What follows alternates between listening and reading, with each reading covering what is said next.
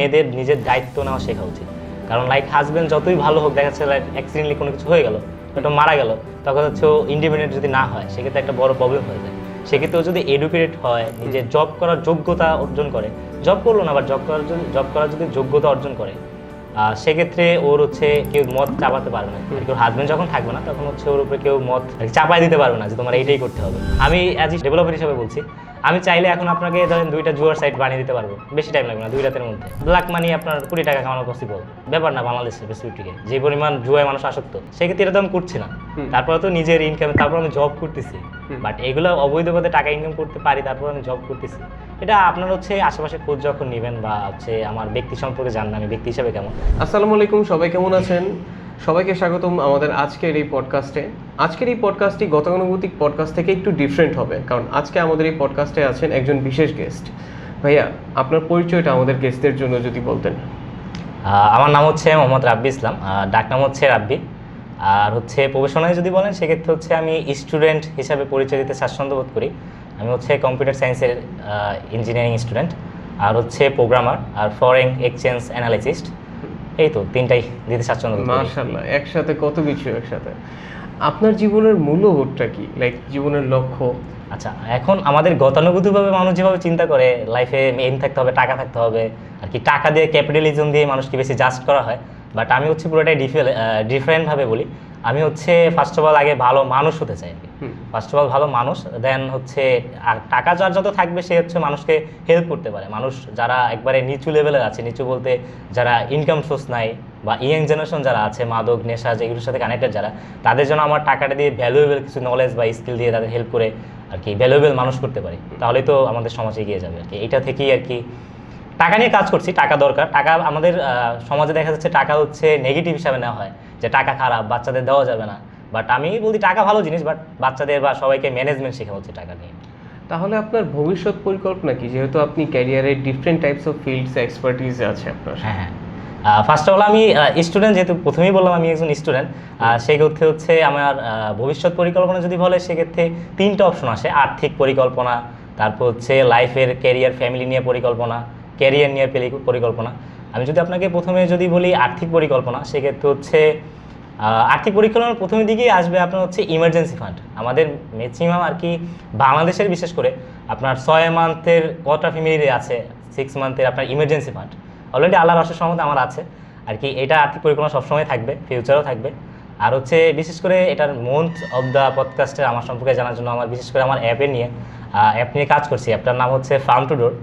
এটার কনসেপ্ট যদি একটু টিপিক্যালি শর্ট কোশ্চেন হিসাবে বলি, সেক্ষেত্রে হচ্ছে ফার্ম থেকে ডাইরেক্ট ভোক্তার কাছে চলে যাবে আমার প্রোডাক্টগুলো হতে পারে। লাইক ধরেন একজন পেঁপে চাষক ফার্মার, উনি হচ্ছে আপনার 100 কেজি পেঁপে চাষ করলো, ওনার লোকাল বাজারে হয়তো বা 50 টাকা করে কেজি বিক্রি করলো। বাট গুলশানে যে আছে, আমাদের মতো গুলশান বনানী যারা আছে বা খিলগাঁও যারা আছে, তারা হয়তো কিনতেছে 120 টাকা 100 টাকা এইটা দিয়ে কিনতেছে। দেখা যাচ্ছে এখানে একটা বড় একটা গ্যাপ, 50 থেকে উনি কিনতেছে 100 টাকা, মানে মাঝখানে 60 টাকা 70 টাকার মতো একটা গ্যাপ থাকে।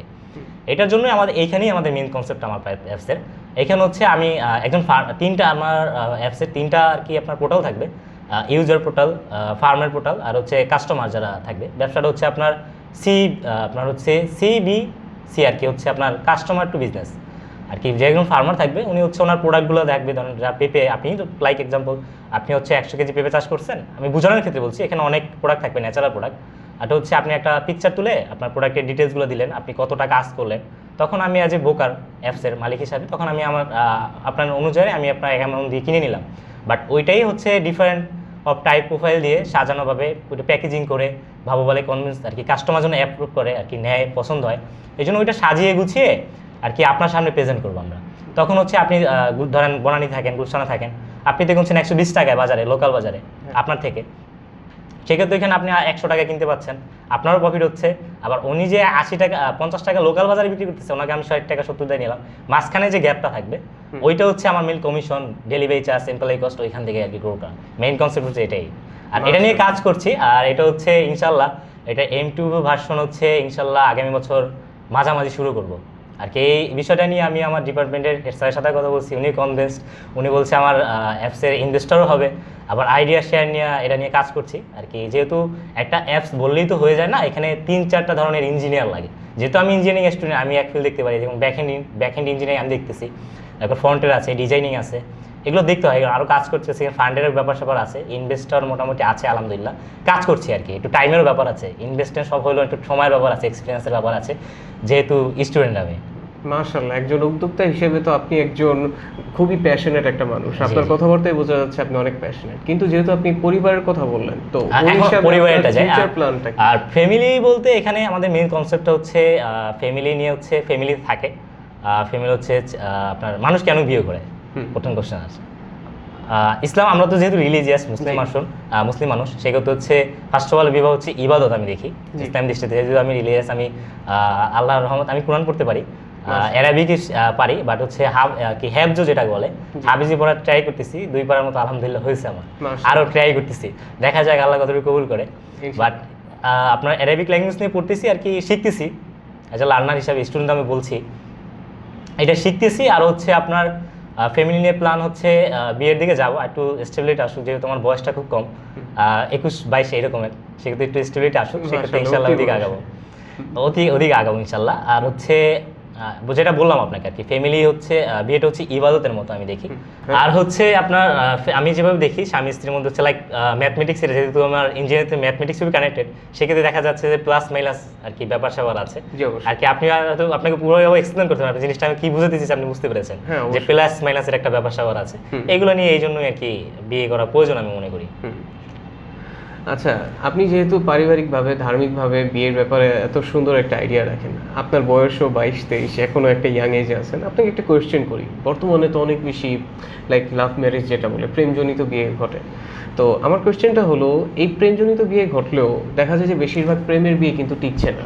আপনি কি কেন মনে করেন যে প্রেমের বিয়েটা কেন টিকছে না? আচ্ছা, এটা কোশ্চেনটা খুবই ভালো। এটা হচ্ছে টেকেন একটা মেইন পয়েন্ট বলা যাচ্ছে এক্সপেকটেশন। কারণ হচ্ছে যখন একজন প্রেমিক বা প্রেমিকা যখন প্রেম করে, মেয়েটা হয়তো বা বয়স থাকে 18-19, নর্মালি বুঝছি এরকম থাকে 18-19, ছেলেরও একটু থাকে, ছেলেও বেকার থাকে আর মেয়ে তো বেকার থাকবেই। ছেলে বেকার থাকে, বাবার টাকা খায়, চলে ফিরে ঘুরে ফিরে, ওই হাই হ্যালো যেগুলো নয়েস আর কি ইউজ করে, ল্যাঙ্গুয়েজগুলো এখন বলছি না, ওই ল্যাঙ্গুয়েজগুলো আর কি ইউজ করে, তখন সম্পর্কে একটু বেশি বন্ডিং হয়, যে কেয়ার করে, লাভ অ্যান্ড এভরিথিং এগুলো বেশি মনে করে। বাট যখন তারা রিয়েল লাইফে আসে, যখন বাস্তবে আসে সাংসারিক জীবন, তারপর হচ্ছে দায়িত্ব, তার কি বিয়ে বলতে তো দায়িত্বের ব্যাপারটা আসে। বাট সাংসারিক জীবন যেমন সে দেখা যায় আপনার মেয়েটা হচ্ছে বাবার টাকা দিয়ে আর কি মেকআপ করে সুন্দরভাবে সেজে আসছে, ছেলেও একবারে হ্যান্ডসাম ভাবে বাইক টাইক নিয়ে যাচ্ছে, দেখা যাচ্ছে নিজে তো একটা ইনকাম নাই, ফার্স্ট অফ অল বাবার টাকা দিয়ে চলছে, দেখেছে দুইজনই আর কি লাইক গুড সুন্দর লাগতেছে, তখন একটু বন্ডিংটা ভালো হয়। বাট যখন ওরা এঙ্গেজড হয়ে যায়, বিয়ে হয়ে যায়, বাট তখন তো ওরা রিয়েল লাইফ আসে, তখন তো দুই ফ্যামিলি থেকে ওইভাবে একটা সাপোর্ট পায় না ফাইন্যান্সিয়ালভাবে। তখন দেখা যায় যে আপনার দেখা যাচ্ছে মেয়েটা ছিল লাইক হচ্ছে আপনার পরীর মতো, ছেলে ভাষ্য মতো আর কি, যখন ঘুম থেকে উঠে সকালবেলা দেখতেছে যে শাকচুনির মতো, লাইক আপনার হচ্ছে দেখা যাচ্ছে মুখের অবস্থা খুবই নার্ভাস, আর ছেলেও তো একই, তখন তো দায়িত্ব বন্টন করতে পারে না, তখন হচ্ছে একটা আপনার এক্সপেকটেশন রিয়েলিটি যখন একটা বাড়ি খায়, লাইক তখন এই প্রবলেমগুলো বেশি হয়। এই জন্যই আমি মনে করি যে এখন দেখা যাচ্ছে সমাজে ডিভোর্স আরও বেড়ে গেছে। মাশাআল্লাহ, আপনি যেহেতু এত সুন্দর একটা ওপিনিয়ন বললেন, তো আপনার কাছে একটা কোশ্চেন, তো সুখী দাম্পত্য জীবনের জন্য কোন জিনিসটা জরুরি আপনি মনে করেন? ফার্স্ট অফ অল হচ্ছে দায়িত্ব ছেলেদের থেকে, আর হচ্ছে দায়িত্ব যখন থাকবে তখন ছেলেটা যখন রেসপন্সিবিলিটি নেবে মেয়েটার, তখন হচ্ছে এটা থাকবে। হচ্ছে ফার্স্ট অফ অল মতামতের গুরুত্ব দেওয়া।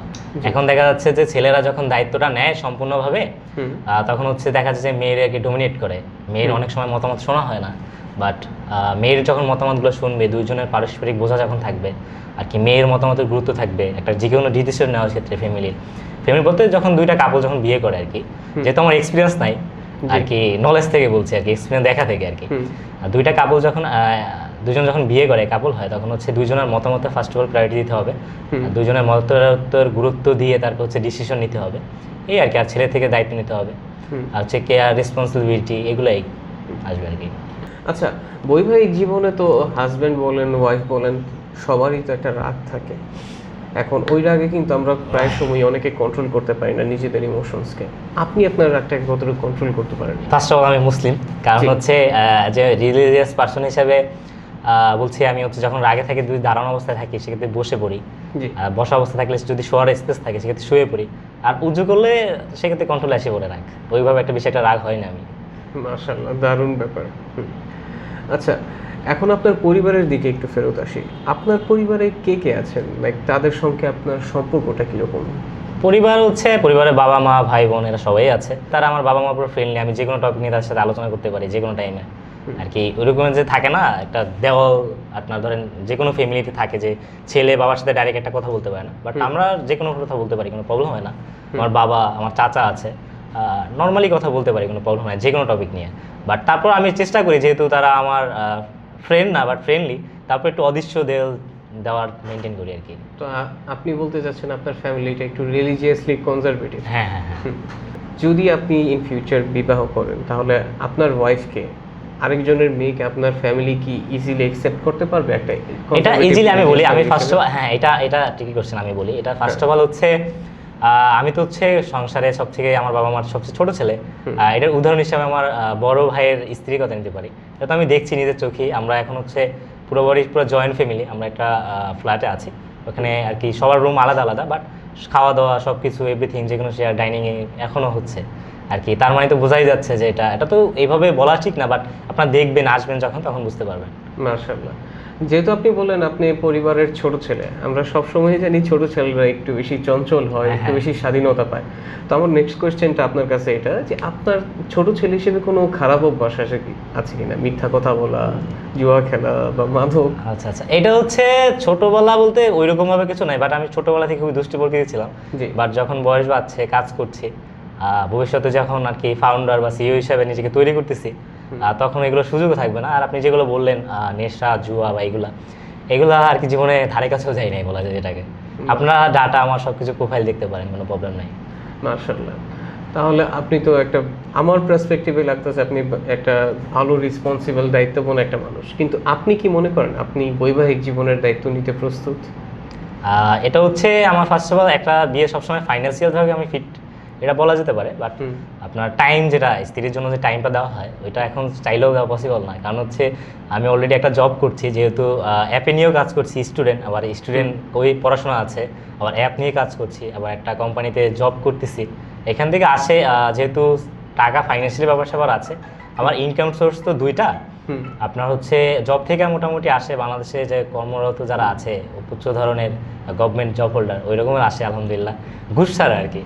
আর হচ্ছে আপনার যেহেতু আমি ফরেন ফাইন্যান্সিয়াল অ্যানালিস্ট, এফটিএমও, তারপর হচ্ছে ফান্ডিং টিপস, এগুলোর সাথে কানেক্টেড আছি, তাদের সাথে ফান্ডিং ট্রেডার হিসাবে আছি, কাজ করছি। আপাতত অফ আছে, বাট আমি প্রফিটে আছি, তো এই জন্য আপনি অফ রাখছি। আর হচ্ছে আমার অ্যাজ এ ইনভেস্টর আমি হচ্ছে ক্রিপ্টোর সাথে কানেক্টেড আছি। ক্রিপ্টো প্রোফাইল আপাতত ডাউন আছে, বাট ইনশাল্লাহ পুরো হবে আর কি। বলা যায় লাখপতি, বাট কোটিপতি না, ইনশাল্লাহ হয়ে যাবে 2-1 বছরের মধ্যে। আর এটাই। আর হচ্ছে রিয়েল এস্টেটের সাথেও কানেক্ট হতে যাচ্ছি, আবার ফার্মিংয়েও যাব, এটা নিয়ে পরিকল্পনা চলছে। রিয়েল এস্টেট হচ্ছে পুষ্পধারার সাথে কানেক্টেড বলা যেতে পারে। এটা হচ্ছে মোটামুটি কানেক্টেড ডিরেক্টরশিপ হিসাবে যাব, অথবা এই বছর হবে না, বাট নেক্সট ইয়ারে বা পরের ইয়ারে কানেক্ট হবো। আর ফার্মিং তো আপনার এক্সপিরিয়েন্সের ব্যাপার স্যাপার আছে, যেহেতু আমার বেড়ে ওঠা হয়েছিল কৃষক ফ্যামিলি। আমার বাবা হচ্ছে ফার্স্ট অফ অল একজন কৃষক ছিল। ওইখান থেকে আর কি আপাতত আগামী বছরের জানুয়ারি বা অথবা, এখন তো দেশ গ্রামে হচ্ছে বন্যা চলছে, আপনার পানি আর কি, ছাগলের ফার্ম দিয়ে শুরু করবো আপাতত 5টা দিয়ে আর কি, দেখার জন্য, এক্সপিরিয়েন্স গ্যাদার করার, নলেজ আছে কীভাবে হ্যান্ডেল করতে হয়, দেন আস্তে আস্তে বড় ফার্মিংয়ের দিকে আগাবো। মাশাআল্লাহ, এত অল্প বয়সে আপনার মধ্যে এত ম্যাচুরিটি আছে। তো আমি আপনার কাছে জিজ্ঞেস করতে চাই যে আপনার বয়স অনুযায়ী আপনার পরিপক্কতা বা ম্যাচুরিটি যেটা বলে আর কি, ওইটা কি আপনার বয়স উপযোগী বা বিয়ের উপযোগী মনে হয়? আচ্ছা আচ্ছা, এটা আমি ওইভাবে আপনাকে তো বলা যাবে না। আমার আশেপাশে যারা থাকে তারা ভালো ফাইন্ড আউট করতে পারবে, বাট স্কিল হিসেবে বলা যায় ভালো আছে আমার আর কি, ইনশাল্লাহ সামলাতে পারবো সব কিছু। বাট এখন আমি বিয়ের দিকে যেতে চাচ্ছি না, হয়তো বা এঙ্গেজড, অথবা যদি চায় মেয়ের ফ্যামিলি বা এরকম যদি কোনো ফ্যামিলি পাই, মেয়ের ফ্যামিলি হচ্ছে লাইক আমার সাথে এঙ্গেজ থাকলো, কামিন টামিন হয়ে গেল, মেয়ের ভরণ পোষণ আমি দেখলাম, মেয়ের বাবার বাসায় থাকলো, আসলো গেলো বেড়ালো, তার এডুকেশন যত কষ্ট লাগে চাচ্ছি আমি যেহেতু ইঞ্জিনিয়ার, যদি স্ত্রী লয়ার হয় সেক্ষেত্রে আরও ভালো, আমি কষ্ট বের করতে পারবো, কোনো প্রবলেম নেই। মাশাআল্লাহ মাশাআল্লাহ। আচ্ছা, বিবাহের কথাটা যেহেতু হলো, বিবাহ তো বলা যায় যে দুই পরিবারের একটা বন্ধন। সো পরিবার তো টক্সিকও হতে পারে। তো ওই ক্ষেত্রে আপনি যদি মনে করেন আপনার ওয়াইফের ফ্যামিলিটা একটু টক্সিক হয়, তাহলে আপনি ওই সিচুয়েশনটা কিভাবে হ্যান্ডেল করবেন? আচ্ছা, টক্সিক এটা হচ্ছে ফ্যামিলি, মেয়ের ফ্যামিলি বা ছেলের ফ্যামিলি, এটা হচ্ছে আপনার টক্সিক তো পুরো ফ্যামিলিটা হয় না, পার্সন টু পার্সন হয় আর কি। হয়তো দেখা যাচ্ছে ফ্যামিলির আপনার বাবা টক্সিক বা মা টক্সিক বা ভাই, লাইক চাচা ফুপু, এই প্রবলেমটা হবে না তখন হচ্ছে যে কোনো ক্ষেত্রেই আপনারা যদি বিয়ের ক্ষেত্রে যাই, দেখা যাচ্ছে যে অনেক ফ্যামিলি দেখা যাচ্ছে প্রবলেম কাদের বেশি হয়, ডিভোর্সের যে বাড়ছে এটা বড় একটা কারণ দেখা যাচ্ছে আপনার যদি মেয়ের ক্ষেত্রে বিবাহটা হয় সেক্ষেত্রে দেখা যাচ্ছে মেয়ের চাচা, ফুবু, খালা সবাই মিলে একটা ডিসিশন নিচ্ছে। বাট আমাদের ইসলাম, যেহেতু আমি রিলিজিয়াস পার্সন, সেক্ষেত্রে আমাদের ইসলাম বলছে আপনার মেয়ের দায়িত্ব যে ভরণ পোষণ নিচ্ছে সে আর কি বিয়ের জন্য আগাতে পারবে। সেক্ষেত্রে যদি বাবা মা থাকে সেক্ষেত্রে বাবা মা, যদি বাবা হচ্ছে লাইক আপনার মদ জুয়া রেসপন্সিবিলিটি না নেয়, যদি মা চালায় পরিবারের সংসারের দায়িত্ব, সেক্ষেত্রে মাই হচ্ছে গার্ডিয়ান, যে দায়িত্ব নেবে মেয়ের চালাবে সে হচ্ছে গার্ডিয়ান, ওনার ডিসিশনই হয়ে যায়। বাট ওটা হচ্ছে যত মানুষের ডিসিশন কম নেওয়া যাবে বিয়ের ক্ষেত্রে সেক্ষেত্রে ওইটা আরও বেশি টক্সিক অ্যাভয়েড করা যাবে। মাশাআল্লাহ, দারুণ একটা কথা বললেন। আচ্ছা, এখন আমি কোশ্চেন করতে চাই যে ইন ফিউচার আপনার যদি বাচ্চা কাচ্চা হয়, সন্তান সন্ততি যেটা আমরা বলি আর কি, তাহলে আপনি তাদেরকে কিভাবে বড় করবেন? আপনি কি আপনার মতো একটা লাইক ক্যারিয়ারগত দিক দিয়ে একটা স্বাধীনতা দিবেন যে ওকে তুমি বেছে নাও তোমার ক্যারিয়ারটা তুমি কোথায় যেতে চাও? জি জি, এটা আমি ফার্স্ট অফ অল এটা তো দিব, আমার বাবা মাও দিয়েছে, আমি কেন দিব না। হ্যাঁ, এটা হচ্ছে ও আগে নিজের মতো বড় হবে। আমি যেহেতু কোডার, ওকে কোডিং তো আইকিউ বাড়ে, আইকিউ, ইমোশনাল ইন্টেলিজেন্স এগুলো, তারপর রিলিজিয়াস যে ধর্ম, কোরআন শিক্ষা, চেষ্টা করবো হাফেজ বানানোর। এরকম কোনো একাডেমি এডিকশনে কাজ করা যায় কিনা এটা চিন্তা করবো ভবিষ্যতে 5-10 পর যখন আমার ফাইন্যান্সিয়াল স্টেবিলিটি আসবে। চিন্তা করবো যদি এডুকেশন সিস্টেম এরকম বানানো যায় সেক্ষেত্রে করা যেতে পারে, বা এরকম যদি পাই যে এমন একটা এডুকেশন সিস্টেম আমি সেটা হচ্ছে লাইক আপনার কোরআনও থাকবে, হাদিস থাকবে, আবার হচ্ছে ক্যারাটে, কুংফু, রোবোটিক্স, তারপর হচ্ছে আপনার কোডিং, ম্যাথমেটিক্স, ইংলিশ, 3-4টা ল্যাঙ্গুয়েজ থাকবে, যেন একবারে স্মার্ট একটা পিপল বের হয়। যেটা হচ্ছে এমনভাবে আমাদের ওই এডুকেশন সিস্টেমটা থাকবে যে হচ্ছে 15-16 বছর বয়সী হচ্ছে রেসপন্সিবিলিটি নেওয়ার জন্য তৈরি হয়ে যাবে, দুইটা ফ্যামিলি চালানোর সক্ষমতা থাকবে। আচ্ছা, আপনি এখন যে বয়সে আছেন আর আপনি যদি এখন কেউকে বিয়ে করতে চান, সে হয়তো আপনার সমবয়সী বা আপনার থেকে বয়সে একটু ছোট হতে পারে, তো স্বাভাবিকভাবে তার পড়াশোনা বা ক্যারিয়ার হয়তো তারও থাকতে পারে। তো আপনি কি আপনার ওয়াইফকে ওই ক্যারিয়ারের ইন্ডিপেন্ডেন্সটা দিতে পারবেন? তার জন্য অপেক্ষা করতে পারবেন যে তুমি তোমার ক্যারিয়ারে আগায় যাও, যেটা করতেছো হ্যাঁ অবশ্যই, আমি এটাই যাচ্ছি। আমি এটা দিব কেন আমি বলি, ফার্স্ট অফ অল ওর হচ্ছে নিজের ব্যক্তি স্বাধীনতা আছে, ও নিজের সাথে চলতে পারবে। এটা হচ্ছে আমি লাইক ভিডিওতে বলছি, ব্যাপারটা একদম এরকম না, বাস্তবেও চলতে পারবে। আর এটা সব ফ্যামিলি থেকেই দেওয়া উচিত, কারণ ব্যক্তি স্বাধীন। আমি ফার্স্ট অফ অল বলি হচ্ছে মেয়েদের নিজের দায়িত্ব নেওয়া শেখা উচিত। কারণ লাইক হাজব্যান্ড যতই ভালো হোক, দেখা যাচ্ছে লাইক অ্যাক্সিডেন্টলি কোনো কিছু হয়ে গেল, হয়তো মারা গেল, তখন হচ্ছে ও ইন্ডিপেন্ডেন্ট যদি না হয় সেক্ষেত্রে একটা বড় প্রবলেম হয়ে যায়। সেক্ষেত্রে ও যদি এডুকেটেড হয়, নিজের জব করার যোগ্যতা অর্জন করে, জব করলো না, আবার জব করার যদি যোগ্যতা অর্জন করে, সেক্ষেত্রে ওর হচ্ছে কেউ মত চাপাতে পারবে না। যদি ওর হাজব্যান্ডের অনুপস্থিতিতেও আর কি, ওর হাজব্যান্ড যখন থাকবে না তখন হচ্ছে ওর উপরে কেউ মত চাপাই দিতে পারবে না যে তোমার এইটাই করতে হবে, এই জন্য করতেই পারে, কোনো প্রবলেম নেই। বাট সেটা অবশ্যই ইসলামের তরিকা যেটা আছে ওইটা মেনটেন করে। লাইক এখন যে ভার্সিটি লাইফে যেগুলো দেখা যায় ওইভাবে তো পারমিশন কেউই দিবে না আমি মনে করি, বাট বুড়োকা মেনটেন করে যেগুলো করতে পারে। আচ্ছা, এখন আমরা যদি মেয়ের বাবার পার্সপেক্টিভে যাই, তাহলে মেয়ের বাবা হিসেবে মেয়ের বাবা সে কিভাবে মনে করবে যে আপনার মতো একটা মানুষ তার মেয়ের জন্য একটা সঠিক জীবনসঙ্গী হতে পারে? এটা দিয়ে আজকে আমরা কোশ্চেন ইয়ারটা শেষ করব। আচ্ছা, এটা হচ্ছে আমি একটু টাইম নিয়ে বলি, কারণ হচ্ছে আমি এখন যদি বলি যতই ভালো, যত প্রোফাইল দেখাই, হাই প্রোফাইল দেখাই, অ্যাজ এ মানুষ হিসাবে আমাদের হচ্ছে সবসময় যখন নিজেকে প্রেজেন্ট করি সবসময় ভালো জিনিসটাই দেখাই। বাট এটা হচ্ছে দেখানোর থেকে হচ্ছে আপনারা যদি আশেপাশে এসে দেখেন, খোঁজখবর নেন, এটা নিজের দেখার বিষয়, আশেপাশে মানুষের দেখা। এটা হচ্ছে আমার আশে যারা অফিস কাজ করে বা আমার ফ্যামিলি তো ভালো বলবেই, বাট আশেপাশে যে ফ্যামিলিগুলো আছে, আমি যে বাসায় থাকি বা এর আশেপাশে বা গ্রামে রুট যদি খোঁজ নেয় সেক্ষেত্রে তারা বুঝতে পারে আসলে ছেলেটা ব্যক্তি হিসাবে কেমন। আর এটা হচ্ছে আমাদের এটা ভালো, আমারে কেন ভালো হিসাবে চুজ করবেন, এটা হচ্ছে এটার আগে আসবে যে আপনার যে কোনো ছেলেই যখন আপনি চুজ করবেন, ছেলে বা মেয়ে, এটা হচ্ছে আপনার হচ্ছে এলাকায় যাবেন আর ব্যক্তিটা দেখবেন আসলে ব্যক্তিটা আসলে কেমন।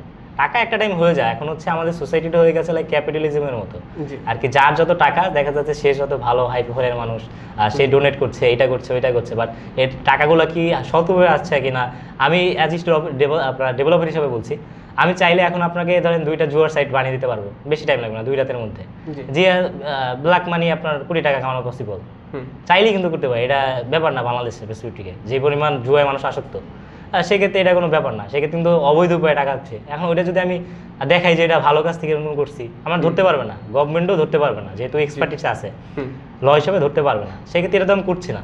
তারপরে তো নিজের ইনকামে তারপর আমি জব করতেছি, বাট এগুলো অবৈধ পথে টাকা ইনকাম করতে পারি, তারপর আমি জব করতেছি। এটা আপনার হচ্ছে আশেপাশে খোঁজ যখন নেবেন বা হচ্ছে আমার ব্যক্তি সম্পর্কে জানবেন আমি ব্যক্তি হিসাবে কেমন, এটা যে ক্ষেত্রে ছেলে মেয়ে আর মেয়ের ক্ষেত্রেও এইটা আমাদের কোরআনে তো আছে ছেলেদের আর কি আর অ্যাসেট দেখা হয় ছেলেদের বিয়ের ক্ষেত্রে সম্পদ কতটুকু আছে এটা দেখা হয়। আমি বলি এটা দেখেন, বাট এটা হচ্ছে এর থেকে এক্সট্রিমা দেখেন তার ভীষণ মাইন্ডসেট কতটুকু, তার আর কি পরিশ্রম করার মেন্টালিটি আছে কিনা, যে কতটুকু যেতে পারে। দেখা যাচ্ছে আপনার লাইক আমি হচ্ছে এখন আছে কিছু আর কি, ধরেন লাখপতি, হ্যাঁ, এখন হচ্ছে আপনার ধরেন আমি 100 কোটি টাকা লাইক একজন মানুষকে দিলাম, যার হচ্ছে টাকা সামলানোর সক্ষমতা নেই। দেখা যাচ্ছে ও হচ্ছে 5-10 বছর ওই টাকা থাকবে না। বাট যে একজন স্কিল পারসন, তার কাছে টাকা নাই, বা দেখা যাবে 5-10 বছর পর তার কাছে 100 কোটি টাকা চলে আসবে। এটা হচ্ছে পুরোটা হচ্ছে স্কিল বেসড। তার স্ট্রিমানে দেখা উচিত যে তার যাওয়ার দৌড়ের সক্ষমতাটা কত, তার স্পিডটা দেখা উচিত, এইটা মনে করি। এটা ছেলের ক্ষেত্রে এটা দেখা উচিত, আর হচ্ছে ফার্স্ট অফ অল এটা দেখবে, আর হচ্ছে চরিত্র কেমন, দায়িত্ববোধ আছে কিনা, এগুলো। আর চেহারা, ছেলেদের ক্ষেত্রে চেহারাটা সবার শেষে আসে, আমি যেটা মনে করি পার্সোনাল লাইফে চেহারাটা সবার শেষে আছে। আর মেয়েদের ক্ষেত্রে প্রথমে আসে রূপ, সৌন্দর্য, রূপ, হ্যাঁ, রূপ, বংশ, মর্যাদা, তারপর তার অ্যাসেট সম্পত্তি। বাট এটা ইন্টারেস্টেড না আমি এরকম, মেয়েটা দেখা হয়। আর হচ্ছে পদ্মাশীল কিনা আর কি, দিনই কিনা, এগুলোই দেখা হয় আর কি। মাশাআল্লাহ ভাই, আপনার সাথে এই পডকাস্টে আলোচনা করে অনেক ভালো লাগলো। Thank you so much for coming.